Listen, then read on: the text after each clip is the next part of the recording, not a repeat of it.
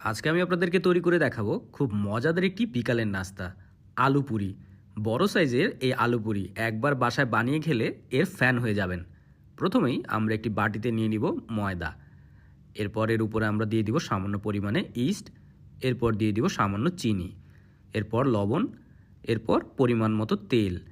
পানি এখানে আমরা ব্যবহার করব হালকা গরম পানি।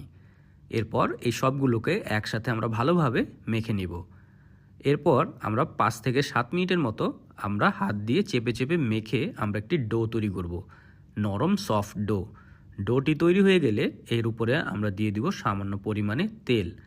তেল আমরা ডোয়ের গায়ে মেখে দিয়ে একে রেস্টে রেখে দিতে হবে। উপরে একটি প্লেট দিয়ে আমরা একে ঢেকে 30 মিনিটের মতো রেস্টে রেখে দিব। এখন আমরা অন্য একটি পাত্রে নিয়ে নিব সেদ্ধ করা আলু।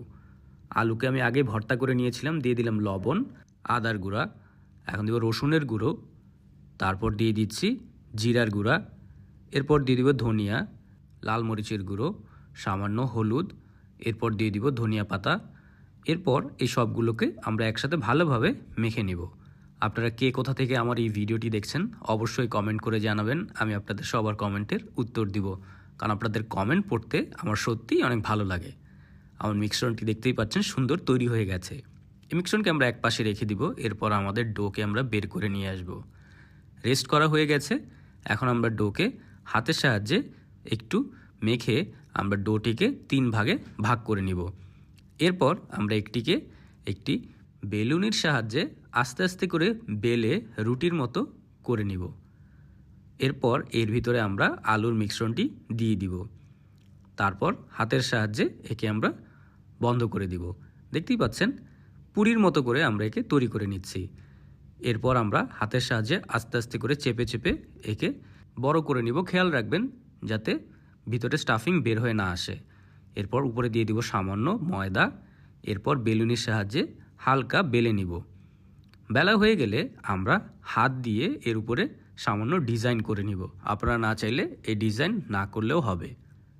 হয়ে গেলে আমরা একে নিয়ে ছেড়ে দিব মিডিয়াম গরম তেলের উপর। অবশ্যই মিডিয়াম গরম তেল ব্যবহার করবেন, অতিরিক্ত গরম তেলে পুড়ে যেতে পারে। এক পাশ আমরা কিছুক্ষণ ভেজে নিব।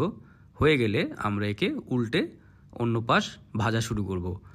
আমরা ততক্ষণ পর্যন্তই ভাজবো যতক্ষণ পর্যন্ত এর গায়ের রং গোল্ডেন ব্রাউন কালার না হয়ে যায় দুই পাশ দিয়ে।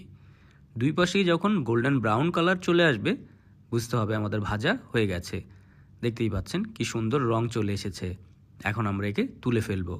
দেখতেই পাচ্ছেন খুব সহজেই আমরা বড় সাইজের আলু পুরি ঘরে তৈরি করে ফেললাম। এরকম মজার মজার রেসিপি পাওয়ার জন্য টোস্টেড বাংলা পেজকে অবশ্যই ফলো করবেন।